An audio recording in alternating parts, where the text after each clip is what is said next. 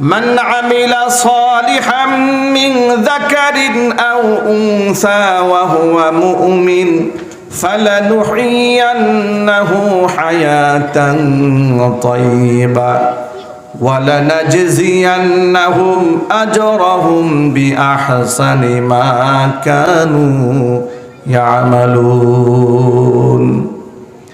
এই দুনিয়াটি ঈমানের সাথে পরকালের বিশ্বাসের উপরে যদি কোনো ব্যক্তি ভালো কাজ করে, হোক সে নারী কিংবা পুরুষ, আমি আল্লাহ তাআলা তাকে দুটি পুরস্কার দেব। একটা পুরস্কার দেব দুনিয়াতে, আর একটা পুরস্কার দেব আখিরাতে। দুনিয়ার পুরস্কারটা কি? ফালানুহিয়ান্নাহু হায়াতান তাইয়্যিবা, ওই ব্যক্তিকে আমি আল্লাহ তাআলা একটা উত্তম জীবন উপহার দেব। উত্তম জীবন কাকে বলে? পেটে খাবার না থাকলেও মনের মধ্যে তৃপ্তি থাকবে। আপনার ঘরের মধ্যে এসি নাও থাকতে পারে, কিন্তু মনের মধ্যে শান্তি থাকবে। আর হায়াতে তাইয়্যিবা হচ্ছে অল্প জীবনে এত বেশি অর্জন আপনি করতে পারবেন, মানুষ আপনার চেয়ে 10 গুণ 20 গুণ হায়াত পেলেও হায়াতে যদি বরকত না থাকে, এই অর্জন তার দ্বারা সম্ভব হবে না। আল্লাহর নবী সাল্লাল্লাহু আলাইহি সাল্লাম এই পৃথিবীতে হায়াত পেয়েছিলেন মাত্র 63 বছর। 23 বছর নবুয়তের জীবনে আল্লাহর নবী যে আদর্শ গোটা বিশ্ববাসীকে উপহার দিয়েছেন, 63,000 বছর গবেষণা করলেও নবীজির জীবনের শিক্ষা শেষ করা সম্ভব হবে না। হায়াতে তাইয়্যিবা, উত্তম জিন্দেগি দেখুন, একটু চিন্তা করে দেখুন। আল্লাহর নবী সাল্লাল্লাহু আলাইহি সাল্লাম আল্লাহকে পেতে গিয়ে, আল্লাহর সান্নিধ্য গ্রহণ করতে গিয়ে বৈরাগ্য জীবন যাপন করেন নাই, যে ঘর ছেড়ে দিয়েছেন, বাড়ি ছেড়ে দিয়েছেন, সংসার ছেড়ে দিয়েছেন, ছেলে মেয়ে ছেড়ে দিয়েছেন, সকল দুনিয়া ছেড়ে দিয়া জংলায় গিয়া শুধু আল্লাহর জিকির করেছেন। বিষয়টি কিন্তু তা নয়। এই সমাজে তিনি বসবাস করেছেন, বিবাহ করেছেন, ছেলে মেয়ে হয়েছে, বাজারে গিয়েছেন, দুনিয়াবি যাবতীয় কাজ করেছেন, আবার সমাজ পরিচালনা করেছেন। জিহাদের ময়দানে মাত্র 23 বছরের মধ্যে 27টা যুদ্ধের সেনাপতি হয়েছেন নিজে। চিৎকার দিয়ে বলেন আল্লাহু আকবার। আরো জোরে বলতে পারেন আল্লাহু আকবার। নিজে থেকে 27টা যুদ্ধের সেনাপতির দায়িত্ব নিজে পালন করেছেন। জীবদ্দশায় 60টার উপরে যুদ্ধ পরিচালনা করেছেন। চিৎকার দিয়ে বলেন আল্লাহু আকবার। আর সেই জিহাদ এবং যুদ্ধকে পরিচালনা করার জন্য তো এত সুন্দর ওয়েদার ছিল না, এইরকম তো আধুনিক জীবনযাপন ছিল না যে আপনি কম্পিউটার নিয়ে বসবেন আর একটা টিপ দিবেন 6000 কিলোমিটার দূরে আপনার শত্রুকে মারবেন। বিষয়টা এরকম ছিল না, লাইফস্টাইলটা এরকম ছিল না। একেবারে পাহাড়িয়া দুর্গম এলাকা, জীবনযাপনটাই এতটা কঠিন ছিল। প্রচন্ড খরচ, তাপ, বের হওয়া যায় না, চামড়া পুড়ে যায়, পেটে খাবার নাই, পাথর বাঁধতে হয়, এই তার জিন্দেগি। এরকম করে 27টা যুদ্ধের সেনাপতি হলেন, 60টার উপরে যুদ্ধ পরিচালনা করলেন। এমনকি এই ফাঁকে তিনি রাষ্ট্র পরিচালনা করলেন, বিচার কার্য পরিচালনা করলেন, নিজে আদালতে হাকিম হয়ে বসে গেলেন, খুনের বিচার করলেন, জেনাবে বিচার যারা করেছে তাদের শাস্তির ব্যবস্থা করলেন, সমাজের মধ্যে ইনসাফ কায়েম করলেন। সময় মাত্র 23 বছর। সময় কত বছর? 23 বছরের নবুয়তের জীবনটা গোটা পৃথিবী ব্যাপী এমন আলোড়িত হলো, গোটা দুনিয়ার মানুষ মাত্র 23 বছরের জীবন থেকে তাদের সারা জিন্দেগির সমস্ত খোরাক গ্রহণ করতে পারবে। এমনকি কিয়ামত পর্যন্ত মানুষের জীবনের যত সমস্যা আছে সকল সমস্যার সমাধানও এই 23 বছরের জীবনের মধ্যে রয়েছে। জোরে বলতে হবে আল্লাহু আকবার। প্রিয় ভাইরা আমার, এটাকে বলা হয় হায়াতে তাইয়্যিবা। এটাই হচ্ছে উত্তম জিন্দেগি। আল্লাহ তাআলা আপনার অল্প সময়ে যে বারাকা দিবেন, এটা আপনি লং টাইম হায়াত পেলে কাজ হবে না। আরেকটা বিষয় আপনি লক্ষ্য করেন, 30 পারা কোরআন নবীর উপর নাজিল হয়ে গেল। وقرآنا فرقناه لتقرأه على الناس على مكث ওয়া নাযালনাহু তানজিলা। আল্লাহ পাক বলে, আমার হাবিব, এই কোরআনটা আপনার কাছে আমি খণ্ডিত আকারে, ওয়া কুরআনান ফারাকনাহু, আমি এটাকে ভাগে ভাগে নাজিল করেছি আপনার উপরে, আলা মুকসিন, যেখানে যতটুকু প্রয়োজন আমি আপনার উপর অবতীর্ণ করেছি, যাতে করে আপনি মানুষকে শোনাতে পারেন। ধীরে ধীরে আমি নাজিল করেছি। এই 30 পারা কোরআন রাসূলের উপর নাজিল হলো, সাহাবায়ে কেরামদেরকে শোনালেন, এর শিক্ষা বুঝালেন, এর উপর আমল করলেন। মা আয়েশা রাদিয়াল্লাহু তাআলা আনহার কাছে প্রশ্ন করা হলো, কাইফা কানা খুলুকুন নবী সাল্লাল্লাহু আলাইহি ওয়াসাল্লাম, আল্লাহ রাসূলের চরিত্র কেমন ছিল? মা আয়েশা বললেন, আলা তাকরাউনাল কোরআন, তোমরা কোরআন পড়ো না? তারা বলে, নিশ্চয়ই আমরা কোরআন পড়ি। মা আয়েশা বললেন, খুলুকুহু আল কোরআন, নবীর চরিত্র হচ্ছে 30 পারা কোরআনের বাস্তব নমুনা। আর চিৎকার যখন আল্লাহু আকবার। সব মাত্র 23 বছর নবুয়তের জীবনে কি করেন নাই? 23 বছর নবুয়তের জীবনে বলেন, রাষ্ট্র পরিচালনা করেছেন, আদালত পরিচালনা করেছেন, সমাজ পরিচালনা করেছেন, জিহাদ করেছেন, সংসার পরিচালনা করেছেন, শত্রুর মোকাবেলা করেছেন।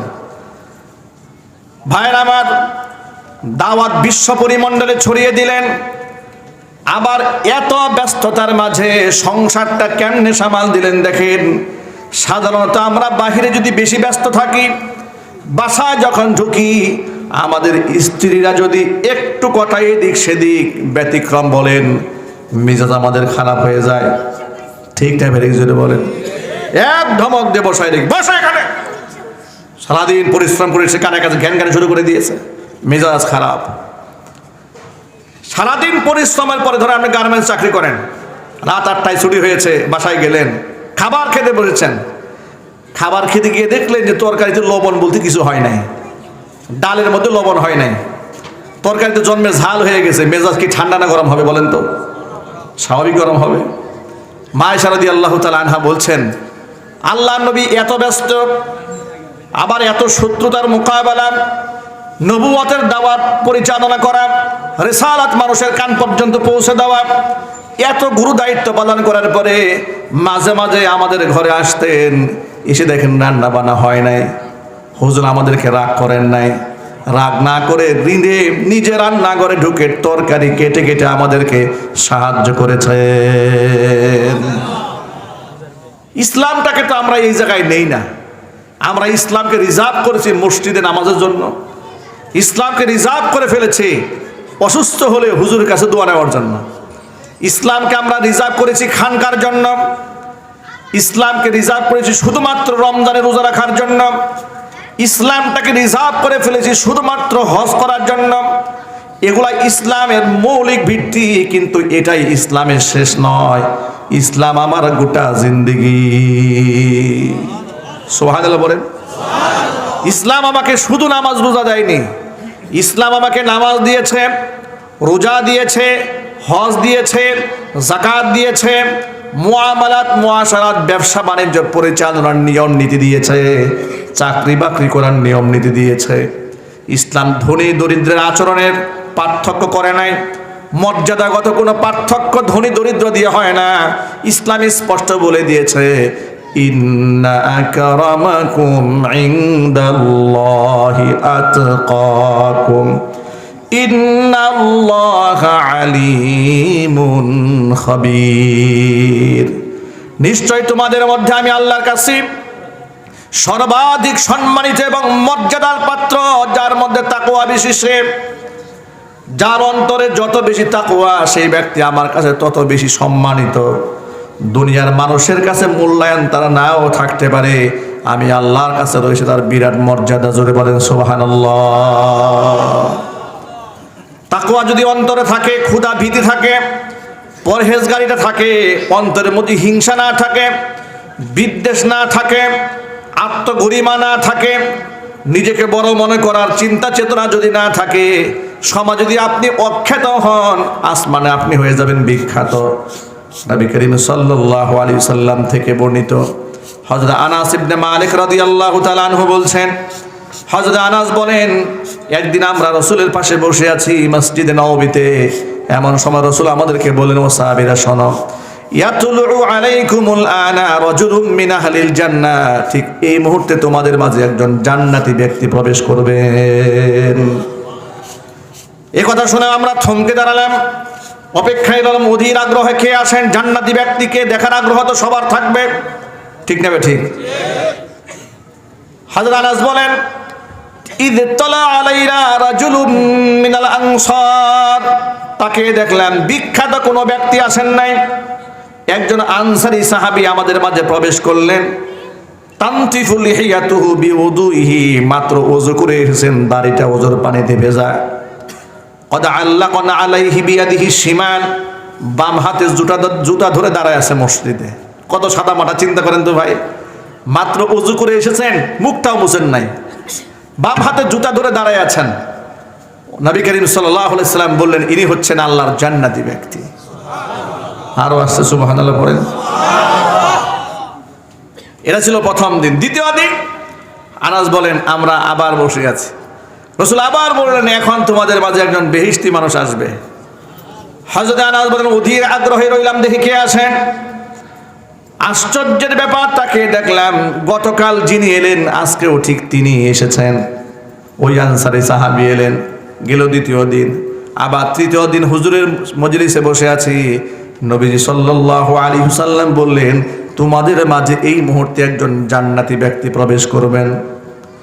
তৃতীয় দিন আল্লাহর নবী যখন জান্নাতি ব্যক্তির ঘোষণা দিলেন, অধীর আগ্রহে রইলাম, দেখি জান্নাতি ব্যক্তিটাকে। কিছু সময়ের মধ্যে তিনি প্রবেশ করলেন যিনি গত দুদিন প্রবেশ করেছেন। আমরা তো অবাক হয়ে গেলাম, এমন কি আমল তার মধ্যে আছে যেটা আমাদের মধ্যে নাই? তার মধ্যে আছে।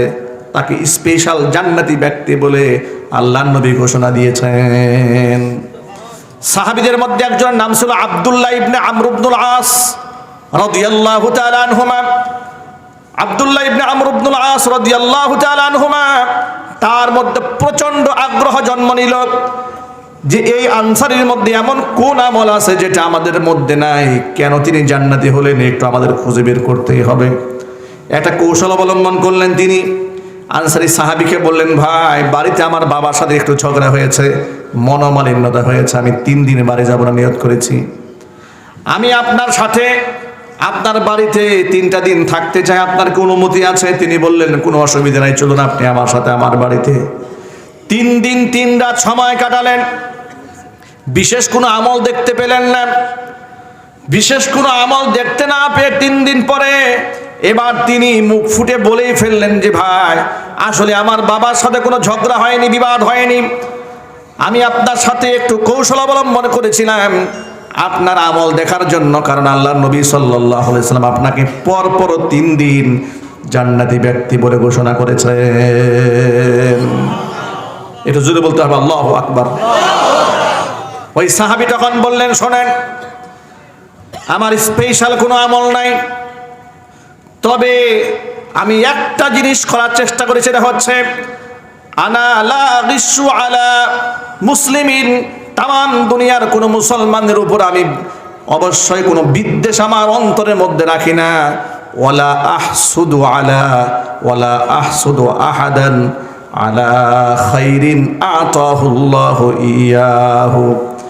আমার কোনো ভাইকে আল্লাহ তাআলা কোনো কল্যাণ দিয়েছেন, নিয়ামত দিয়েছেন, যেটা আল্লাহ আমাকে দান করেন নাই, সেটা নিয়ে আমি কখনো হিংসাও করি না। জোরে বলেন সুবহানাল্লাহ।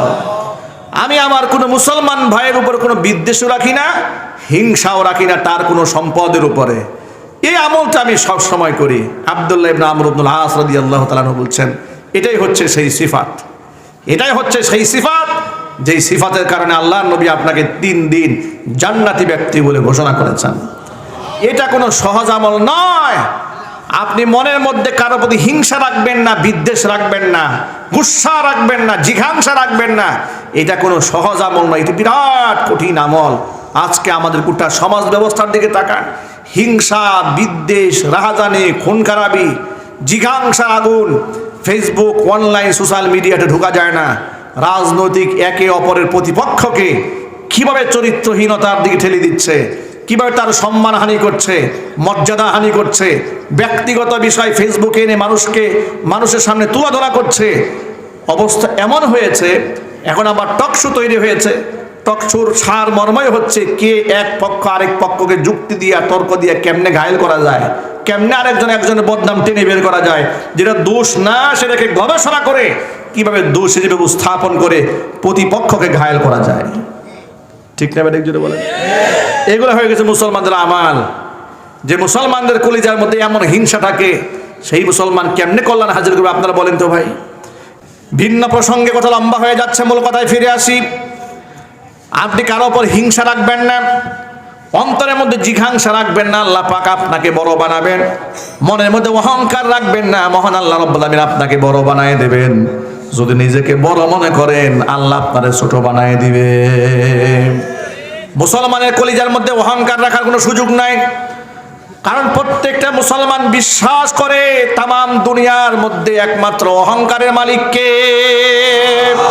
আর আমি কেন অহংকার করব, আমার মধ্যে আছে এটা কি, আমি কি নিয়ে অহংকার করব? এই সুস্থতা এটা তো আমার তৈরি নয়, এটা মহান আল্লাহ পাকের দেওয়া নেয়ামত। এই সৌন্দর্যতা আল্লাহ পাক বানিয়েছেন, বডি স্ট্রাকচার আল্লাহ তৈরি করেছেন। আমি যে কথা বলছি আপনার সামনে, এই শক্তি আল্লাহ আমাকে দান করেছেন। ঠিক কিনা বলেন? যদি দুটো ইলম আমার হয়ে থাকে, সেটা আমার অর্জিত না, এটা মহান আল্লাহ পাক আমাকে দান করেছেন। 2 পয়সার মালিক যদি আমি হয়ে থাকি, সেটাও আমার অর্জন নয়, আমার মনিবের দেওয়া। সব কার দেওয়া? সব কার দেওয়া? তো অহংকারটা কিসের? কিসের অহংকার আমাদের? কিসের দেমাক? কিসের গরিমা? 2 দিন হয় না এক বাড়িওয়ালা হয়েছে, ভাড়াটিয়াদেরকে আর মানুষ মনে হয় না। ঠিক না ঠিক বলেন? গাড়িওয়ালা হয়েছে, ড্রাইভারকে আর মানুষ মনে হয় না। আহারে অহংকার। হোটেলে ঢুকেছে, হোটেলে যে মেসিয়ার থাকে ধমক দেবে, এই ছেলে এদিকে আয়। টেবিল ময়লা কেন? আচরণের মুখের ভাষাটা এরকম, এদিকে ময়লা কেন, এদিকে এই পিচ্ছি এদিকে আয় বলে, মুখের ভাষাটা এরকম। অটো থেকে নেমেছে, 5 টাকা ভাড়া বেশি চেয়েছে, এক থাপ্পড় বসাইছে অটোওয়ালার ঘাড়ের মধ্যে। বাস্তবতা আছে কি না? আর জুড়ে বলেন। মাত্র 5 টাকা আপনার পকেট থেকে অটোওয়ালা চেয়ে নিয়েছে বলে রাগ হয়ে গেলেন, আর আপনার উপর জবরদস্তি করে লুটপাট করে এদেশের রাজনীতিবিদরা, লম্পটেরা, বদমাশেরা 28 লক্ষ কোটি টাকা বিদেশে পাচার করে দিয়েছে। তাকে গিয়ে থাপ্পড় মারতে পারেন না? কি বলেন? তাকে থাপ্পড় মারতে পারেন না, তার কাছে গিয়ে সার করেন, নিচে দরিদ্র অসহায় বলে জুলুম করেন, পেশি শক্তি দেখান, ক্ষমতা দেখান, ক্ষমতার মসনদ দেখান। আল্লাহর কাছে খাস দিলে তওবা করেন, বিনয়ী হন। আল্লাহ নবী আল্লাহর কাছে একটা দোয়া করতেন, দোয়াটি আমাদের শিখিয়ে দিয়েছেন। হুজুর আল্লাহর কাছে এই কথা বলে দোয়া করেন, আল্লাহুম্মা জাআলনি ফি আইনি সগীরা ওয়া ফি আয়ুনিন নাসি কাবীরা। কত সুন্দর দোয়া। আয় আল্লাহ, আমার নিজের দৃষ্টিতে তুমি আমাকে ছোট বানাও, মানুষের দৃষ্টিতে আল্লাহ তুমি আমাকে বড় বানিয়ে দাও। সব সময় এই দোয়াটা করবেন, আল্লাহুম্মা জাআলনি ফি আইনি সগীরা। আল্লাহ তাআলা, তুমি আমার নিজের দৃষ্টিতে আমাকে ছোট বানাও। খবরদার আমি যেন নিজেকে বড় মনে না করি। যে ব্যক্তি নিজের ছোট মনে করে, মান তাওয়াদুআ লিল্লাহি রাফাআহুল্লাহ, আল্লাহর জন্য যে ব্যক্তি ছোট হয়, মহান আল্লাহ তারে বড় বানিয়ে দেয়। আর যে ব্যক্তি অহংকারী হয়, দাম্ভিক হয়, আল্লাহ পাক অহংকারকে চূর্ণ বিচূর্ণ করে দেন। হাদিসে কুদসির মধ্যে এসেছে, মহান আল্লাহ পাক বলেন, আল কিবরিয়া উরিদাই ওয়াল আজমাতু ইজারি। অহংকার হচ্ছে আমি আল্লাহর গায়ের চাদর, বরত্ব আমার পরনের লুঙ্গি। যেই ব্যক্তি অহংকার করে, সেই ব্যক্তি আমার গায়ের চাদর দূরে টানাটানি করে। অহংকারের পরিণতি যে কত ভয়াবহ হয়, ফিরাউন দেখেছে, নমরুদ দেখেছে, কারুন দেখেছে, বর্তমান জমানার লেডি ফেরাউন স্বৈরাচারী হাসিনাও দেখেছে, যদিও তার শিক্ষা হয় নাই। ঠিক না ঠিক যদি বলেন? সে তো বলেছে শেখ হাসিনা পালায় না, শেখ হাসিনা পালায় না, বলে নাই? কথা বলে না কেন আপনার? বলে নাই? এখন সে কোথায়? এখন সে কোথায়? পৃথিবীর সবচেয়ে নিকৃষ্ট পলায়ন করেছে। ঠিক না ঠিক যদি বলেন? গোষ্ঠী সহ পালায় গেছে। এগুলো অহংকারের প্রতিফল। অহংকার যারাই করবে তাদেরই আল্লাহ পাক পতন ঘটায় দিবেন। এই জন্য অহংকার করা যাবে না। অহংকার করা হালাল না হারাম? এটা যদি বলেন ভাই, আমরা অহংকার করব? আল্লাহ পাক আমাদেরকে বিনয়ী বান্দা বানান, জোরে কোন আমিন। অন্তরের মধ্যে হিংসা রাখবো, অহংকার রাখবো না, এটা রাখা যাবে না। নিজে দরিদ্র অসহায় বলে আফসোস করবেন না। নবী করিম সাল্লাল্লাহু আলাইহি সাল্লাম দুনিয়ার, গোটা দুনিয়ার রাজত্ব আল্লাহ পাক রাসূলের পায়ের কাছে ঠেলে দিয়েছিলেন। আল্লাহর নবী দারিদ্র জীবন যাপন করেছেন, এমনকি মহান আল্লাহ তাআলা দরিদ্রদের সাথে রাসূলকে থাকতে বলেছেন। উয়াইনা ইবনে হিসিন নামক এক ভদ্রলোক, মক্কার কুখ্যাত কুরাইশি কাফের, রাসূলের কাছে এসে বলল, মুহাম্মদ সাল্লাল্লাহু আলাইহি ওয়াসাল্লাম, সব সময় তো আপনি এই আপনার সাথী সঙ্গীদেরকে তালিম দেন, তরবিয়ত দেন, এরা সব খেটে খাওয়া গরিব মানুষ, পশ্চিমী জামা পরে ক্ষেত খামারে কাজ করে, এরা আমাদের দাস দাসী, এরা আপনার কথা শুনে। তা আপনি কি চান না আমাদের সমাজে এলিট পিপল, যারা সম্ভ্রান্ত ভদ্রলোক, মানে ধরেন আমাদের সমাজে কিছু বুদ্ধিজীবী আছে না, কথা বলে না, আমাদের সমাজে তথাকথিত কিছু সুশীল আছে না দেশে, এই সুশীলগুলা দেখবেন তাদের ঘুম কখন ভাঙে জানেন? এই দেশে যদি মানুষ মারা যায় নিরপরাধ, এদের ঘুম ভাঙে না। কোনো বুরকা পরা মহিলা লাঞ্ছিত হয়, অপমানিত হয়, এদের ঘুম ভাঙে না। বুরকা পরা মহিলা যদি পুরস্কৃত হয়, এরা ধন্যবাদ দিতেও সময় পায় না। কিন্তু হাফ প্যান্ট পরা মহিলার বিরুদ্ধে কেউ কথা বললে কোমরে গামছা বেঁধে নামে, ঠিক না ঠিক জোরে বলেন? এই যে তথাকথিত নাগরিক পার্টি দেখেন, উসমান হাদি গুলিবিদ্ধ হলো, এ নিয়ে ওদের কোনো আওয়াজ নাই, প্রতিবাদ নাই, মানববন্ধন নাই, মিছিল নাই। আর প্রথম আলো পত্রিকা অফিসে হামলা করা হয়েছে, মায়া কান্না কাকে বলে, আহারে রাষ্ট্রের সম্পদ শেষ হয়ে গেল। এখন এদের কাছে এই বিল্ডিং এর মূল্য আছে, কিন্তু উসমান হাদির মতো ব্যক্তিদের দাম নাই। যে সমস্ত ব্যক্তিদের কাছে বিল্ডিং এর মূল্য থাকে, এদের চরিত্র আপনাদেরকে স্মরণ করায় দেই। ওদের মধ্যে কিছু বুদ্ধিজীবী বলছেন যে বিল্ডিং এর কি অপরাধ, বিল্ডিং কি দোষ করলো, প্রথম আলো কি দোষ করেছে? আমি আল্লাহর নামের কসম করে বলি, এই প্রথম আলো পত্রিকা গোটা বাংলাদেশে শত শত মানুষকে হত্যার যোগ্য করে তুলেছে, ঠিক কিনা বলেন? নামাজ কালাম পরে তাদেরকে জঙ্গি সাজিয়েছে। বাংলাদেশের একাধিক হক্কানে আলেমের বক্তব্য আছে প্রথম আলোর ব্যাপারে, যে তাদেরকে গ্রেফতার করে যখন রিমান্ডে নির্যাতন করা হয়েছে, তখন প্রথম আলোর সম্পাদক সেখানে গিয়ে বসে থাকতো। এমনকি বাংলাদেশের নাম করা কয়েকটা পত্রিকার সম্পাদক, তারা ভারতের পারপাস সাফ করতো বাংলাদেশে। এমনকি আমি আপনাদেরকে এই মুহূর্তে আমি পত্রিকার কাটিং দেখাতে পারবো, আমি মোবাইলে সেভ করে রেখে দিয়েছি। প্রথম আলো পত্রিকা লিখেছে, আপনার সন্তান জঙ্গি হচ্ছে না তো, এটা হেডলাইন দিয়েছে। আলামত কি দিয়েছে জানেন? হঠাৎ করে সে ধর্মকে কঠোরভাবে পালন করে, আপনার কাছ থেকে বেশি অতিরিক্ত টাকা পয়সা চায় না, ধর্মকে খুব কঠোরভাবে পালন করে, কোরআন তেলাওয়াত করে, গান বাজনা শুনে না। এই আলামত যদি দেখেন, আপনি বুঝে নেবেন আপনার ছেলে জঙ্গি হওয়ার প্রথম ধাপে পা রেখেছে। এই যে ন্যারেটিভ, এই যে বয়ান তারা তৈরি করে, মানুষদেরকে হত্যার যোগ্য করে তোলে, তাহলে সেই সমস্ত পত্রিকা অফিস বাংলাদেশে থাকার কোনো অধিকার থাকে না। কথা ঠিক নেবেন একজনে বলেন? জুলাই আগস্ট বিপ্লব সাধিত হওয়ার পরে প্রথম আলো যখন ভেঙে দেওয়া হলো, ওরা অনেকেই বলতেছে উসমান হাদি হত্যার সাথে প্রথম আলো ভাঙার সম্পর্কটা কি? প্রথম আলো পত্রিকাগুলায় আওয়ামী লীগকে বাংলাদেশকে পুনর্বাসন করার জন্য সুকৌশলে কাজ করে যাচ্ছে। কথা ঠিক নেবে ঠিক? যে আওয়ামী লীগ উসমান হাদিকে খুন করলো, সেই খুনিদেরকে যারা বাংলাদেশে পুনর্বাসন করতে চায় সুশীল রূপে, তারাও খুনি, খুনির সহযোগী প্রতিষ্ঠান। কথা বলতে হবে, ঠিক কিনা জোরে বলেন? শাপলা চত্বরে আপনাদের বলে যাওয়ার কথা নয়, শাপলা চত্বরে খুনি ডাইনি হাসিনা রাতের আধারে রাত 2টা বাজে লাইট বন্ধ করে, মিডিয়া সমস্ত কাভারেজ বন্ধ করে দিয়ে কত ছাত্রকে হত্যা করেছে, কত ইয়েতিমকে হত্যা করেছে, কত আলেমকে হত্যা করেছে। আর সেখানকার তাওহীদি জনতা রাস্তাঘাটের কিছু গাছ কেটে অবরোধ করেছিল। পরের দিন এই যে ছায়ানট, এরপরে প্রথম আলো, এরপরে কালবেলা, ডেইলি স্টার, এরা কি প্রতিবেদন করেছে? পরের দিন লিখেছে যে উগ্র ধর্মান্ধরা হেফাজত গোষ্ঠীরা হেফাজতের তাণ্ডব কি চালিয়েছে, ঢাকা শহরের গাছ কেটে সর্বনাশ করে ফেলেছে। কথা বুঝতে পেরেছেন? গাছ কেটে সর্বনাশ করেছে। গাছের প্রেমাসক্ত হয়ে কাটতে কাটতে লুঙ্গি সহ ভিজাই ফেলছে।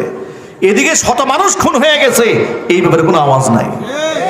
এইভাবে গোটা বাংলাদেশের অপরাধীদেরকে যারা আধারে লালন করে পালন করে, যারা খুনের বয়ান তৈরি করে, মানুষদেরকে হত্যার যোগ্য করে তোলে, ওই সমস্ত প্রতিষ্ঠানের সাথে বাংলাদেশের মুসলমানদের কোনো সম্পর্ক নাই। ঠিক না ঠিক যদি বলেন? এই জন্য যারা ভেঙেছে আমি তাদেরকে ধন্যবাদ জ্ঞাপন করি। অনেকেই বলে যে ভিন্ন মত থাকা উচিত। একজন নিরাপরাধ মানুষকে জঙ্গিবাদের নামে অপরাধী করে তোলার নাম কি ভিন্ন মত? এটা কোন জাতের ভিন্ন মত? ওরা কয়েকদিন আগে দেখেন ভিন্ন মত কোথায় খুঁজে আল্লাহরে গালি দিয়েছে, রসুলরে গালি দিয়েছে। এখন এরা বলে এটা হচ্ছে ভিন্ন মত। ভিন্ন মতকে সম্মান করতে হবে। আল্লাহকে গালি দিবে, রসুলকে গালি দিবে, এটা ভিন্ন মত বলে যে প্রচার করবে তাকেও জুতা পিটা করা হবে। ঠিক না যেগুলো বলেন? কোনো ছাড় নাই এই ব্যাপারে, কোনো ছাড় নাই এই ব্যাপারে। আমি গতকালকে অনলাইনে দেখেছি শ্রীপুর মাস্টার বাড়িতে নাকি এক হিন্দু যুবক আল্লাহ রাব্বুল আলামিনকে কটূক্তি করেছে, নাকি নবী করিম সাল্লাল্লাহু আলাইহি ওয়াসাল্লামকে কটূক্তি করেছে। প্রমাণ সহ যুবকরা পেয়েছে, পিটাইয়া পেট্রোল ঢেলে আগুন দিয়ে পুরাই দিয়েছে। আমি এখন আপনারা বলবেন যে কাজটা কেমন হয়েছে। কাজটা আপাত দৃষ্টিতে খারাপ মনে হলেও কাজটা সবচেয়ে ভালো হয়েছে। কারণ এই দেশে ব্রিটিশটা যে আইন তৈরি করে দিয়েছে, এই আইন দিয়া আপনি ইনসাফ কায়েম করতে পারবেন না।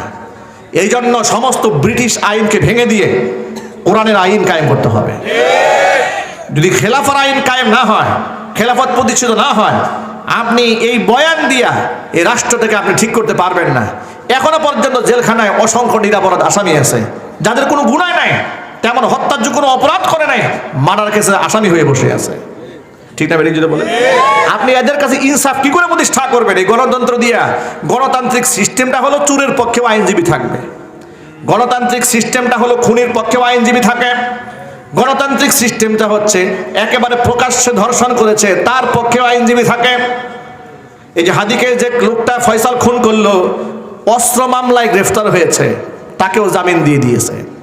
অস্ত্র মামলায় গ্রেফতার হলো, জামিন দেওয়া হলো, এই যে বিনিময়ে মানুষকে খুন করে চলে গেল।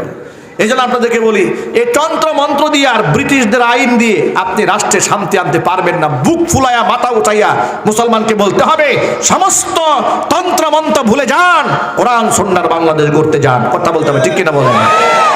আল্লাহ পাক যেন আমাদেরকে মজবুত ভাবে এই কথাগুলো বাস্তবায়ন করতে তৌফিক দান করেন। সকলে চিৎকার দেখুন আল্লাহুম্মা আমিন।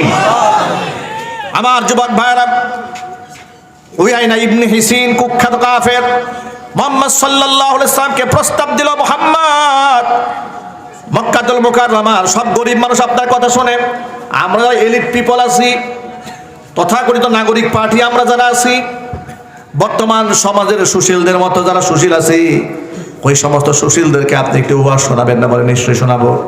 তাহলে ওই মঞ্চের মধ্যে আপনি কোনো গরিব মানুষ রাখতে পারবেন না। আমাদের মধ্যে ধনীরা শুধু থাকবে, সেখানে আমাদেরকে আলাদা বয়ান দেবেন। আল্লাহ নবী সাল্লাল্লাহু আলাইহি সাল্লাম যেন কোন কমেই যেন কাফের বেঈমান ওই সমস্ত ধনীদেরকে আলাদা করে সময় না দেয়, দরিদ্রদের সাথেই যেন হুজুর সময় কাটান। আল্লাহ পাক সূরা কাহফে আয়াত নাযিল করে সিদ্ধান্ত দিয়ে দিলেন। আল্লাহ পাক রাসূলকে ডেকে বলেন, ওয়াসবির নাফসাকা মা'আল্লাযীনা ইয়াদউনা রাব্বাহুম বিল গাদাতি ওয়াল আশিয়্যি ইউরিদুনা ওয়াজহা ওয়ালা তা'দু আইনাকা আনহুম তুরিদু যিনাতাল হায়াতিদ দুনিয়া ওয়ালা তুতি'ই মান আগফালনা কলবাহু আন যিকরিনা ওয়াত্তাবা'a হাওয়াহু ওয়া কানা আমরুহু ফুরতা। ও আমার নবী, ওয়াসবির, ধৈর্যের সাথে আপনি, মা'আল্লাযীনা, ওদের সাথে আপনি থাকুন, আল্লাযীনা ইয়াদউনা রাব্বাহুম বিল গাদাতি ওয়াল আশিয়্যি ইউরিদুনা ওয়াজহা, একমাত্র আমি আল্লাহর সন্তুষ্টি কামনায় সকাল সন্ধ্যায় যারা আমাকে ডাকে, আমার ইবাদত করে, ওই সমস্ত গরিবদের সাথে আপনি থাকুন। জোরে বলেন সুবহানাল্লাহ। এই জন্য আমার শ্রমিক ভাইদেরকে বলতে চাই, পয়সা ইনকাম কম হতে পারে, ভয়ের কোনো কারণ নাই। রাসূল বলেন, ইত্তলাতু ফিল জান্নাহ, জান্নাতে যখন আমি নজর করেছি, ফারাআইতু আকসারা আহলিহাল ফুকারা, জান্নাতের অধিকাংশ বাসিন্দাদেরকে দেখেছি এই দুনিয়ার গরিব মানুষগুলো। যদি বলেন সুবহানাল্লাহ। ওয়াত্তালাতু ফিন্নার, জাহান্নামের দিকে তাকিয়েছি, ফারাআইতু আকসারা আহলিহান নিসা, জাহান্নামে তাকিয়ে দেখেছি জাহান্নামের অধিকাংশ বাসিন্দা এই পৃথিবীর মহিলাগুলা। অধিকাংশ নারী জাহান্নামে যাবে, জোরে কর নাউজুবিল্লাহ। অনেক লম্বা হাদিস, আমি ইতিহাস এত লম্বা করার সময় আমার হাতে নেই। আমি সংক্ষিপ্ত সময়ই মূলত আজকের এই প্রোগ্রামটা আমি গ্রহণ করেছি, কারণ গত মাসে নভেম্বরের শেষ দিকে প্রোগ্রামটা নেওয়া হয়েছিল। অনাকাঙ্ক্ষিতভাবে সেই প্রোগ্রাম পাশাপাশি আরেকটা ডেট থাকার কারণে সেই কর্তৃপক্ষ সেই প্রোগ্রামটা ক্যান্সেল করতে বাধ্য হয়, যার দরুন ইনস্টান আমাকে একেবারে আনপ্রিপারেশন অবস্থায় এই প্রোগ্রামটা দিতে হয়েছে। আমি সংক্ষিপ্ত পরিসরে যে কথাগুলো আপনাদের সামনে বলেছি, সবার আগে মহান আল্লাহ রাব্বুল আলামিন আমাকে আমল করার তৌফিক দান করেন, আমার ভাইদেরকে আমল করার তৌফিক দান করেন, মা বোনদেরকে আমল করার তৌফিক দান করেন। সকলে একটু জোরে আওয়াজে বলেন আল্লাহুম্মা আমিন।